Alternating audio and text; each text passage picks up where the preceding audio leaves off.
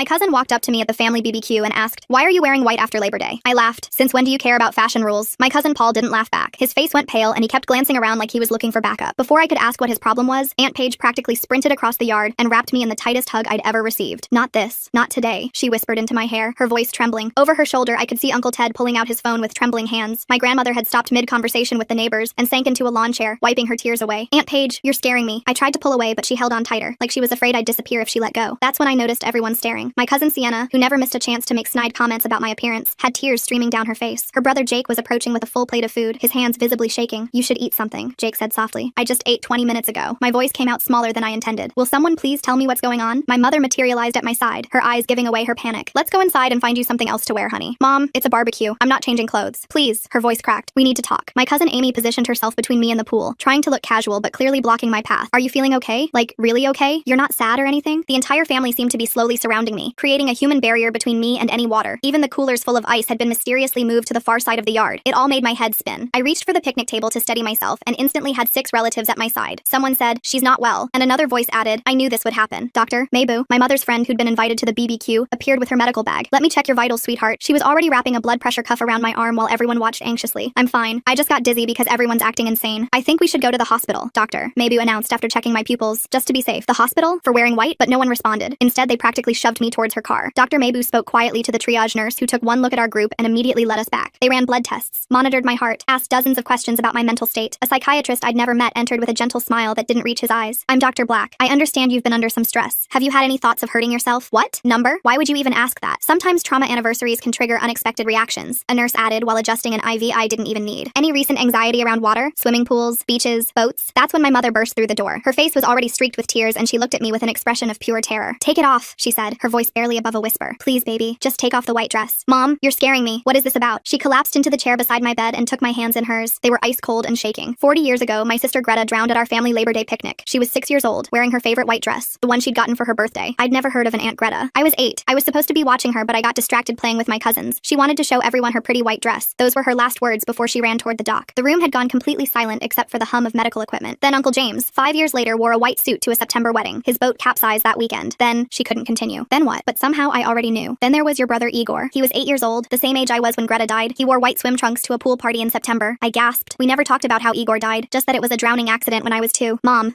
those are coincidences. Tragic, horrible coincidences. You knew how this would affect me." She was sobbing now. "You knew I can't handle seeing white after Labor Day. Greta drowned because you failed her, not because of a dress." This time she didn't get to reply. No one did, because I stormed out. And even though I felt like a badass, it was still really hard. So I spent the entire night bawling my eyes out. And when I woke up, I noticed my phone had been bombarded with dozens of texts and missed calls. By the 10th, they were practically threatening me. I scrolled through and saw 23 more texts had come in while I slept. Some were saying sorry for overreacting, but most were angry or begging me to call back. My cousin texted that I was selfish and didn't understand what I'd put Mom through. Another aunt wrote that I should be ashamed of myself for hurting the family like this. The worst ones actually scared me though. One uncle said I'd regret this, and another wrote that I needed to be taught a lesson about respect. My hands shook as I took screenshots of those messages just in case I needed them later. I couldn't deal with any of this right now because I had to get to work in an hour. I dragged myself out of bed and into the shower where I stood under the hot water trying to wake up. My eyes were puffy and red from crying, and I'd only gotten maybe 2 hours of actual sleep. I threw on whatever clothes were clean and drove to the office on autopilot. The second I walked in, my coworker looked up from her computer and her face changed. She asked if I was okay because I looked really bad. I mumbled something about family stuff being complicated right now. She brought me coffee without me asking, which was nice of her. Then my boss walked by and did a double take when she saw me. She motioned for me to follow her to her office and closed the door behind us. She said Mom had called the office this morning asking them to check if I was having some kind of breakdown. My face burned with embarrassment as she explained that Mom sounded really worried and kept saying I wasn't thinking clearly. My boss sat down and asked if I wanted to talk about what was going on. I told her the basic version without all the weird parts about my family thinking white clothes caused drowning. I just said they had some trauma around water accidents and they overreacted when I wore something that reminded them of it. She nodded and said, "Grief makes people do strange things sometimes." She suggested I take the rest of the day to sort things out and mentioned the company had an employee assistance program if I needed to talk to someone professional. I accepted both offers immediately because I could barely focus anyway and didn't want anyone else to see me like this. Back at my apartment, I sat on my couch and kept thinking about everything that happened at the hospital. The way Dr. Mabu had whispered to that nurse and how fast they took me back like I was actually dying. How that psychiatrist kept asking about suicide even when I said over and over that I was fine. The nurse adjusting an IV I didn't need while asking about water and trauma anniversaries. It made me so mad that wearing a white dress after some arbitrary date turned into them treating me like I was having a mental health crisis. I grabbed my phone and scrolled through my contacts until I found Paul's number. He'd looked more shocked than angry at the barbecue, so maybe he'd actually talk to me. I texted asking if he could meet for coffee tomorrow without telling anyone else in the family. He texted back pretty quick saying yes, but he wanted to bring his girlfriend for support if that was okay. I said sure because I just needed someone to help me understand what was really happening with our family. That evening I was heating up leftover pizza when I heard a car pull into my driveway. I peeked through the blinds and saw Uncle Ted's SUV sitting there there with him and Aunt Paige inside. They were clearly arguing about something and kept looking at my front door. I turned off all the lights and ducked down so they couldn't see me through the windows. My heart pounded as I waited for them to knock, but they just sat there. I watched through a crack in the blinds as they stayed in my driveway for 40 whole minutes before finally backing out and driving away. I realized I was actually scared of my own family now, which felt completely insane. The next morning, I called the employee assistance number my boss had given me. The woman who answered was really nice and asked basic questions about what kind of help I needed. I found myself explaining about the family deaths and how everyone thought wearing white after Labor Day was dangerous. She didn't laugh or act like I was crazy, which I appreciated. She said she could schedule me with someone who specialized in family trauma and grief. The appointment was for Thursday afternoon, which gave me a few days to figure out what I even wanted to say. When Thursday came, I drove to the therapist's office feeling nervous about talking to a stranger about all this. The therapist was younger than I expected, with a calm voice that made me feel less anxious. She asked what brought me in, and I told her everything from the barbecue to the hospital to my family acting like I'd committed some terrible crime. She helped me figure out what I actually wanted, which was to understand the real story behind these deaths and to set boundaries with my family. She gave me homework to write down everything I knew about each drowning without judging whether it made sense or not. So the family's treating white clothes after Labor Day like some kind of deadly curse? I'm really curious why they waited until she was already wearing the dress to completely panic. Wouldn't they have mentioned this supposed pattern before if 3 family members actually drowned? We talked about ways to handle the family pressure while I tried to figure out what was really going on. That weekend I went to the library and asked the librarian how to find old newspaper articles from 40 years ago. She showed me the microfilm machines and helped me find the right dates. My hands shook as I scrolled through until I found it. A small article about a 6-year-old girl drowning at Pine Lake during a family gathering. The details were really basic, just saying she wandered away from the adults and was found too late. Nothing about what she was wearing or any kind of curse. I printed out the article and sat there staring at it for a long time. Monday morning, I finally worked up the nerve to call my grandmother. She answered on the 3rd ring, sounding tired. I asked if we could talk about Aunt Greta since I'd just learned about her. The second I said Greta's name, she started crying, and then the line went dead. She'd hung up on me. 5 minutes later, my phone buzzed with a text from Mom saying I was cruel for tormenting an old woman with painful memories, and that I should be ashamed of myself. I threw my phone on the couch and tried to ignore the guilt creeping in, but then it buzzed again with a voicemail notification from Uncle Ted. His voice sounded tired when I played it back, and he started by saying sorry for sitting in my driveway that night. He explained he just wanted to make sure I was okay without bothering me, and mentioned Mom hadn't slept since Labor Day. He said the whole family was worried about both of us, and his voice cracked a little at the end, which made me feel bad about avoiding him. The next day at work, I caught Rita during lunch break and asked if she'd help me research what really happened with the drownings. She didn't even hesitate before saying yes, and mentioned her sister worked at the courthouse so she could check court records too. Having someone who wasn't family willing to help felt like a huge relief after all the crazy reactions I'd been getting. We met at the library that Saturday, and Rita showed me how to use the microfilm machines to find old newspapers. My hands shook as I scrolled through September issues from 40 years ago until I found it. The article about Greta's death had a black and white photo of Pine Lake with police boats searching the water. The headline asked why children were allowed near the dock during severe weather warnings that had been issued that morning. Rita pointed at the date, and we looked up weather records from that day on the library computer. The National Weather Service archives showed thunderstorm warnings and dangerous wind conditions for the entire county. We kept digging and found the article about Igor from 23 years ago, which mentioned flash flood warnings in effect when he drowned. Then we tracked down Uncle James's boat accident from 35 years ago and discovered it happened during what meteorologists later called a microburst with winds over 60 miles per hour. Every single drowning happened during dangerous weather that should have kept people away from water. Rita spread out all the printed articles on the table and pointed at something I hadn't noticed before. None of the newspaper reports mentioned what anyone was wearing that day. The articles talked about weather conditions and lack of supervision and safety failures, but nothing about clothing colors. The white clothing story only existed in my family's version of events. A week later, the hospital bill showed up in my mailbox, and I nearly screamed when I saw the total. $3,000 after insurance for blood tests and monitoring and a psychiatric evaluation I never needed. I sat at my kitchen table staring at the itemized charges for things like crisis intervention and mental health assessment. Part of me wanted to drive straight to Mom's house and throw the bill in her face. Instead, I called my insurance company and started the appeals process while explaining how my family forced me into unnecessary treatment. The woman on the phone sounded sympathetic and said they'd review the claim, but it could take several weeks. Thursday's therapy appointment came around, and the therapist asked me to write down any memories I had of Igor's death. I was only 2 when it happened, but as I wrote, I remembered the heavy feeling in our house afterward. Mom put locks on every door that led outside and made rules about never going near water. The therapist helped me see how the white clothing rule gave my family something to control when they couldn't control accidents. She said it was easier to blame clothing than accept that supervision failed or weather was ignored. That night, Mom left me a voicemail that went on for 12 minutes according to my phone. I couldn't handle hearing her voice, so I used an app to transcribe it instead. She rambled about protecting me and how the curse was real, and she couldn't lose another person she loved. Mixed in were accusations that I was trying to kill myself to punish her for being a bad mother. The transcript showed how messed up her thinking had become when she said I wore white on purpose to hurt her. Rita came over the next day with her laptop and showed me a spreadsheet she'd made comparing newspaper facts to family stories. Each death had clear safety failures like no life jackets or ignoring weather warnings or lack of adult supervision. She pointed out that accepting those failures meant accepting responsibility, which was probably harder than blaming clothes. The pattern was obvious when you looked at facts instead of superstition. I spent the next few days tracking down people who might remember Greta's drowning and finally found a name in an old article. Archie Abbott had been quoted as a witness who tried to help with the rescue attempt. The phone book still had an A. Abbott listed at an address not far from Pine Lake. I drove there on Saturday morning and knocked on the door of a small house with an overgrown garden. An elderly man answered, and I explained who I was and why I needed to understand what really happened that day. He looked hesitant at first, but when I said I was trying to help my family heal, he was invited me inside. His living room had old photos on every surface, and he pointed to one showing a younger version of himself at the lake. He said he remembered that Labor Day clearly because it was such a tragedy for the whole community. He'd been fishing from the dock when he heard screaming and saw adults running toward the water. According to him, the weather had been terrible all morning with warnings on the radio telling people to stay away from lakes. The wind had been so bad that morning that several families left early, but ours stayed stayed because the adults wanted to keep drinking beer and playing cards. Archie shifted in his chair and pulled out an old photo album from the coffee table drawer, flipping to a page with yellowed newspaper clippings. He pointed to a picture showing the dock that day with waves crashing against it hard enough to spray water 20 feet inland. Not a single kid in the photo had a life jacket on, even though they were all running around near the water. He told me nobody at that picnic knew how to swim, except for a couple of the adults who were too drunk to notice when Greta wandered off. The parents had set up their card table facing away from the water so they could focus on their game without distractions. There wasn't any designated person watching the kids, just the assumption that someone would notice if something went wrong. Archie said he remembered your mom was playing tag with the other kids when Greta decided to go look at the fish by the dock. Nobody saw her slip on the wet wood or heard her hit the water over the wind. By the time someone noticed she was missing and they started searching, she'd been under for at least 10 minutes. The white dress had nothing to do with it except making her easier to spot when they finally found her floating face down. I thanked Archie for telling me the truth and drove home feeling sick about how preventable it all was. The next morning, I called the hospital records department and requested my files from the Labor Day incident. The woman on the phone said it would take 3 to 5 business days to process, and I could pick them up in person with ID. While waiting, I decided to look into Uncle James's death too, since Mom had connected it to the white clothing thing. I found his obituary online from 15 years ago, mentioning he'd been celebrating a promotion with friends on a boat when the accident happened. The article used careful language but mentioned the Coast Guard was investigating whether alcohol played a role. I filled out a Freedom of Information request form on the Coast Guard website asking for their report on the accident. 3 days later, the hospital called saying my records were ready. I drove over and signed the release forms, then sat in my car reading through 20 pages of notes. Right there on page 1, it said, "Patient denies suicidal ideation, appears oriented and calm, family members insisting on evaluation based on clothing choice," and date. The psychiatrist's notes were even clearer, stating I showed no signs of depression or self-harm risk, and appeared confused by the family's reaction. I made copies at the library and forwarded everything to my therapist, keeping the originals in a folder at home. 2 weeks passed before an envelope from the Coast Guard arrived with Uncle James's accident report. I spread the pages across my kitchen table and read through every detail. The boat had been carrying 8 people when it was rated for 6 maximum. Nobody on board wore life jackets even though the rental agreement required them. Blood alcohol tests showed the operator was 3 times the legal limit. The weather service had issued small craft warnings that morning due to 6-foot swells and 20-knot winds, but the group went out anyway. The family's been passing down weather denial like it's a treasured heirloom while blaming laundry choices for their terrible decision-making skills. That's some creative accounting worthy of a tax evader's imagination. Page 4 had witness statements from other boaters who saw them doing dangerous maneuvers and ignoring safety flags. Uncle James wearing white to a wedding the week before had zero connection to him drowning during a drunk boat party, where every safety rule